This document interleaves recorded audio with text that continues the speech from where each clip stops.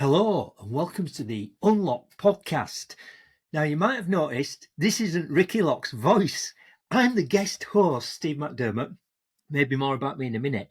And I've been invited in just for this one episode because we're celebrating 100 episodes of Unlocked, a podcast that helps you be the best version of yourself. And I'm very excited because I've got a very special guest who's, in point of fact, the normal host of this podcast, Mr. Ricky Locke. Hello, Ricky. Whee! Hello, mate. How's it going? This is quite Good. cool, isn't This it? A bit different. Show other foot, isn't it? yeah. It's quite nice to sit here. Yeah, nice. So what I like about podcasts, right, is to dive straight into the meat of it, right? So I'm just going to ask you a question because you're my guest right off the bat, and it's at the front of my mind. Young person going out into the world for the first time. So I don't know, 16, maybe 18. What one bit of advice would you give them? Wow. Okay. That's a very good loaded question from the beginning, Steve. That's good. Isn't okay. It? Let's get to the meat. Let's get to the meat. Okay. So 16. So I'm now putting my dad head on now, right? Thinking about Alma when she's older, right? Biggest piece of advice, I think, is to... I'm allowed to swear on my own podcast episode. I don't know, you can bleep it later. Okay, we can bleep it later. I believe that because of what I've learned in the last couple of years of doing these episodes, fundamentally, this is all about living life to your values and just doing whatever fills your cup and we'll talk about this probably a little bit later on, the whole treading eggshells thing, as I mentioned.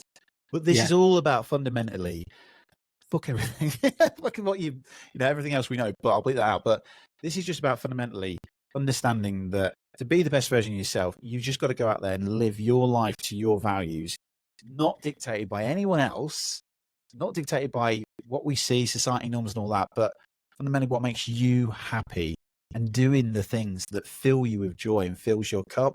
Because I just believe that for so long, especially in my life as well, from a lot of these episodes, that life is dictated by society, dictated by what we believe, which we know in what the work we do. Often it's not true. And actually, you can just waste and coast so much of your life worrying about things that aren't in your control and doing the things that just don't make you happy. So why would you want to do that? It's very easy said to do it, and it's easy to say that than doing it. But okay, I think I totally agree. My switch on it, being a little bit older than you, would be that most 16-year-olds, including me, haven't a clue what gives them joy and what the values are. And your values change. But I think it's like having that in your mind and say you might need to go out there and try out a load of stuff. So if you're asking me that question, if I say a 16-year-old, go, look, you won't have a clue. You might think it's this that you want to do. You might be chasing the car, the status, the whatever. You know this. If you've ever spoken in a school, Ricky, right? And there's a lot, again, 16-year-olds. The only question they want to know is, how much money do you earn? That's it, right? You go, well, that's you got to pay mortgage, but that's the kind of really low down on my thing. So it's good advice. I agree, right? So that's the first question, right? And it ties in with the next one, because what's on my mind right now, depending on when this podcast goes out, but as it's being recorded, we're 2 weeks away from my first grandchild. Oh, yes. Yeah, of course. I thought you were going to say 2 weeks away from my birthday, but that's important as well. It might, And it's interesting. A good friend of mine asked me, he said, I'd be interested to see how you feel when your grandchild's born compared to how you felt when your 3 kids were born. That in itself is interesting. But the thing I was also reflecting on was what advice would I give to my grandchild that I didn't give to my kids, right? So my next question is, how old's Alma now? She's 2 and 3 months, or no, 2 and 2 months. Yeah. And I know because I saw the little video on Instagram when you had a little adventure and you went to Bruges. Oh, yeah. Eurostar. That's right, yeah. And you said that was it. I think you said the word fascinating, which is, of course, one of our favourite words, isn't it, right? But knowing what you know now, what would be your top tip to A, a parent? Yeah. What you believe makes a great parent, and B, a grandparent. Oh, interesting, isn't it? Yeah. Okay. So let's go for that first one then, for the parent thing. So for a lot of my studies in this personal development world and the work we do, I've come to believe now through, I think, just becoming a parent as you do, the question I often ask myself is, what lessons am I teaching Alma? So whatever I do now, the thread that just runs through everything, if it's a piece of work that comes in, one of our values is fun, right? We like working with fun people. If something comes into the business and it's like, that doesn't feel like it's really fun, I don't want to do that. And I wouldn't want Alma to go off and do things that doesn't make her happy, fill a cup and all that sort of thing. But I've now come to this point where it's like, okay, so if everything in thread is what lessons am I teaching my daughter? The advice for me is to be a role model. I'm a parent now. I've got to be a role model. So I can't expect her to do any of these things if I'm not doing it myself. So I'm now starting to really practice, be my own preacher and practice what I preach. Being a bit more honest. My whole life as a kid, I was taught to say yes, 3 bags full. We don't challenge stuff, Ricky. Just walk on eggshells. And it just doesn't work. It causes pain, anxiety, and all these sort of things. And when you then start self-reflecting and go, God, the pain that I felt in my life, I don't want that on her. So the best tip I'd say about parenting is obviously it's about role model. Everything that you do now is asking yourself that question: is what lesson am I teaching my kid or my child? Okay, give me a specific, right? Because we've had this conversation off microphone, which is that's great, isn't it? When they're behaving, whatever behaving looks like, right? And we've got to be careful with labels, terrible twos and all that, and terrible teenagers. Trust me, mine are all grown up. There's not a real age when they're in some challenge, right? But let's get really specific. So we might have some young parents listening to this. And as I said, my son and his partner Danny are about to have their first grandchild. Going against the convention at the moment, which is to know the sex in advance. They've gone old school, so we don't know if it's going to be a boy or a girl. And there's some labels there as well, isn't there? Between boys and girls that we got to be careful as parents, right? So when I was a parent first time round, the number one thing, because it was what was taught on the telly really, was if the kids were messing about, you put them on the naughty step. Oh yeah. Right? So my 3, I well remember Megan on the top step, Phil in middle, Tom on bottom. I'm assuming that we've moved on from that. So let's say it's not normally Monday's yours is Daddy Daycare, isn't it? Yeah, so Monday fun day. Well, give us a real example of one time recently when Alma kind of maybe got out. What was your parenting thing for dealing with discipline challenges? When Daddy lost his shit, being a role model, right? Yeah. So baboon mode, right? Yeah. It's very hard, right, as parenting, firstly, right? It's definitely challenging, but it's fun as well. It's very magical as well. So to Tom, good luck, mate. It's going to be fantastic, wonderful. Right. What I've come to realize is that Alma, and obviously as Tom will now start to understand, and yours having a grandkid, the children haven't developed the logical part of that brain, that left kind of sided thinking, and it's just baboon mode, freeze, fight, flight. So quite often where I have lost my shit recently, where Alma's in this mode now of toddler, throwing stuff, chucking stuff everywhere. But she doesn't sit there and go, Daddy, I'm going to really piss you off right now and chuck things at the telly to make you angry because I just want to. No, it's just like, hey, I'm just in baboon mode. Like, I want to have fun. Let's explore. Baboon, wow, out of the cage. And she hasn't understood that, okay, that's Daddy's very expensive television. I should not throw things at that. She doesn't understand that. So what you have to realize is like, okay, let's just, take a step back there. Great book here. You might want to read this as well, Stephen, probably Tom as well. Recommendation out here. It's called There's No Such Thing as Naughty. Fantastic book. And the first thing she teaches you is the SNOT principle. SNOT, S-N-O-T, which means it's not about you. They are going through like massive feelings, huge feelings, and it's very, very important. So as a kid, it'd be like, Ricky, pack it in now, stop it now, get on that bloody naughty step, right? But actually it's about validating the feelings and understanding what they're actually going through and trying to be a little bit less hard on them. But I have done, Steve, I've had to take Alma onto a timeout. I did do the naughty step and I roared my eyes out after because I was like, what the hell? I've upset my child.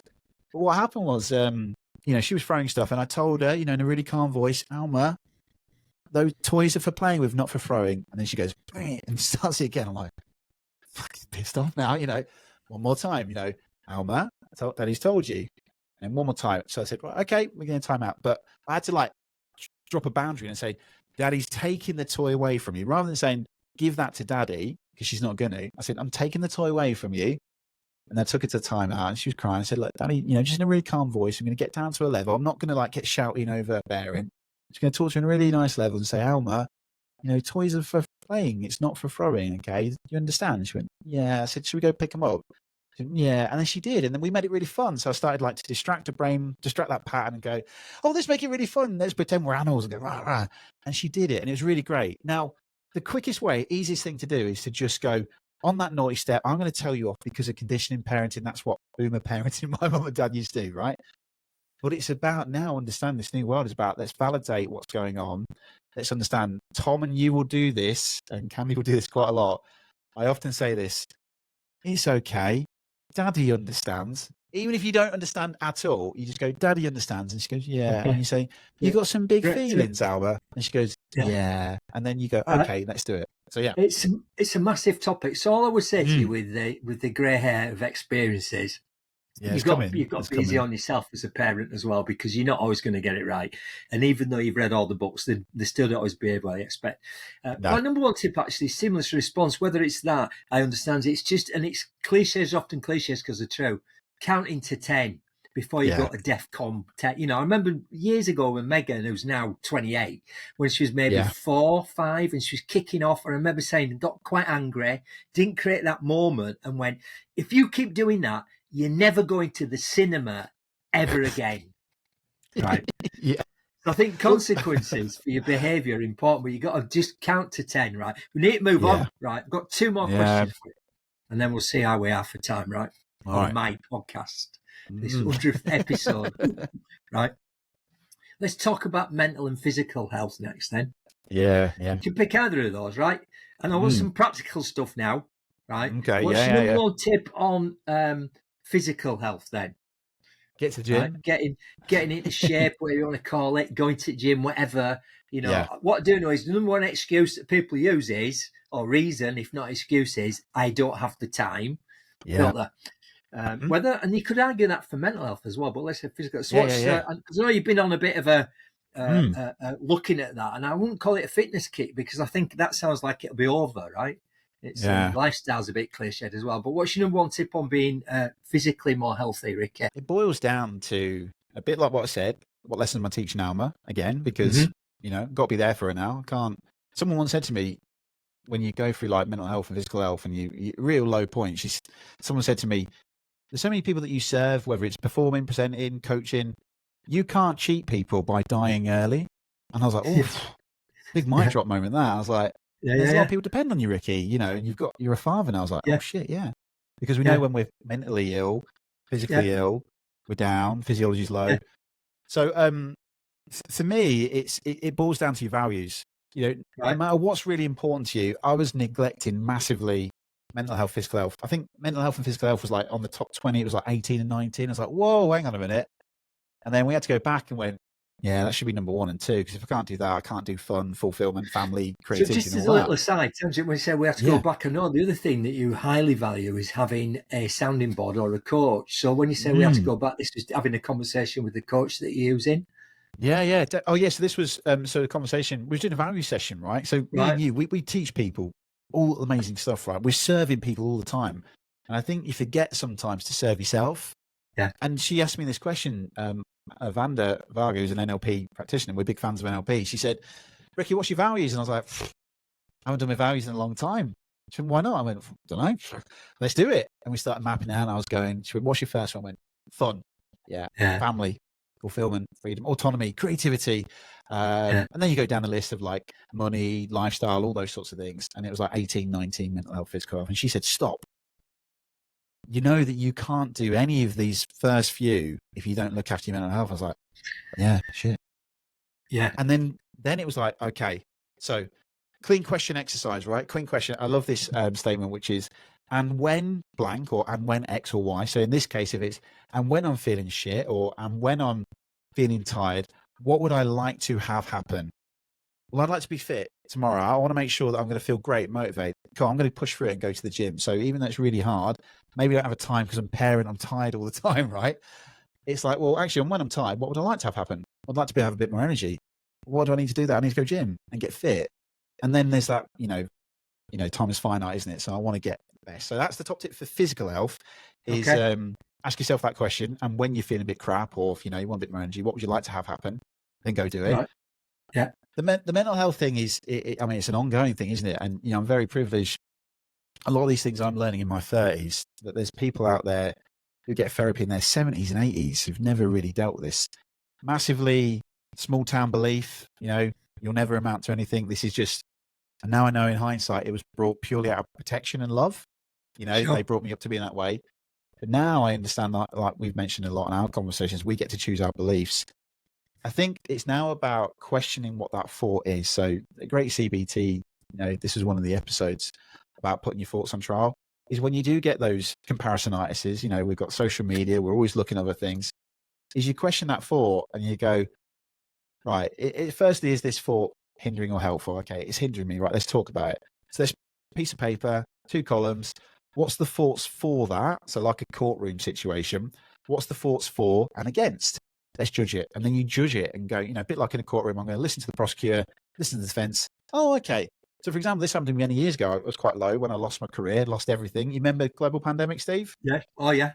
We lost Seems everything, a while right? ago now, doesn't it? Yeah, no one was booking speakers or magicians. But when I was looking out there doing the magicians who went back to work, and I was like, why are they going back to work and I'm not? If you do that exercise, I started going, oh, okay, these magicians have been going around for 20 years. They've got more experience. They've got more contacts. They've got more networks. And you start going, yeah, I shouldn't be thinking that. Now I can see it logically, left-sided brain, not the baboon. So that's the mental health thing. Is there's loads of techniques out there that you can explore. And I think the top tip for that is to just start questioning your thoughts and then do that exercise. And that's a real good tip to help you with your mental health. Yeah. What I would add to that with my challenge with mental health, which is a long time ago now, was that I used to believe that you could be like a glass half empty, glass half full person. You could be positive, whatever. You could talk yourself out of something. And what I know, having had clinical depression now, which I didn't know about then, was you don't have a choice. Yeah. So we're talking now just about maybe some low level, not up for it, right? But my advice to our listeners on this one-off edition would be, don't fall into the belief that you have a choice. Yeah. No, what I really discovered was, controversially, people might not agree with this, is that people are still unsure what causes depression, right? If we talk about the extreme now, not just feeling a bit down, but clinical depression. The jury's out on that, so we don't even know what causes it. They might not solve it. But my number one advice to everybody listening to this would be, if you reach that place, you're not going to think yourself out of it by, I just need to be more positive. Yeah. And we know people don't understand that, because a lot of people will say to you, can't believe you're depressed. What have you got to be unhappy about, right? So if you are listening to this and you've reached that spot, get some help. Yeah, right? absolutely. What we're talking about is when you're just not feeling up for it, how do I manage my thoughts, right?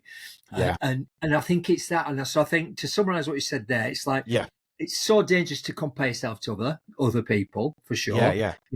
We talk about growth mindset, don't we? And I think really a better thing to do is to say, when I see these people who might be tempted to feel they're doing better than me, how can I help them? How can I use them to inspire me to be a better version of myself? Is a better question. Use it as fuel, to drive you forward. Yeah.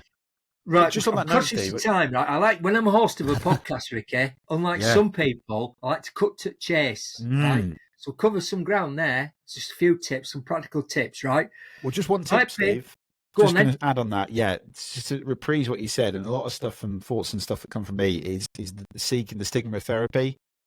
Go speak to people, because there is this massive stigma of it, and it's just normal. So go normalize that. If you are feeling really down, listen to this.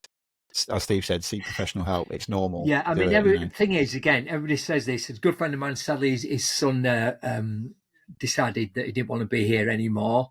And he's done a lot of work around this. So he had to really educate himself around that whole topic, right? And you all know what I'm talking about, right? And his whole thing is, it's easy to say, talk about it, but it's a lot harder to do. Yeah. So that's the other thing you need to understand, is if you or somebody you love are suffering mentally, they will find it really difficult to articulate that. So you need to find other channels sometimes, and it might just be not they're expecting them to say anything back, but just going, I'm here, right? So that, asking somebody all right and then asking them again, are you all right? That's good advice. But second time, they still might not be able to find the words, right? Yeah. It so takes a lot of courage, recognise that. Massive Huge, topic. yeah. But I think it's important that people like you and me say, it's good to get a coach. It's good to get a therapist. It's good to tell people, I was really severely mentally ill.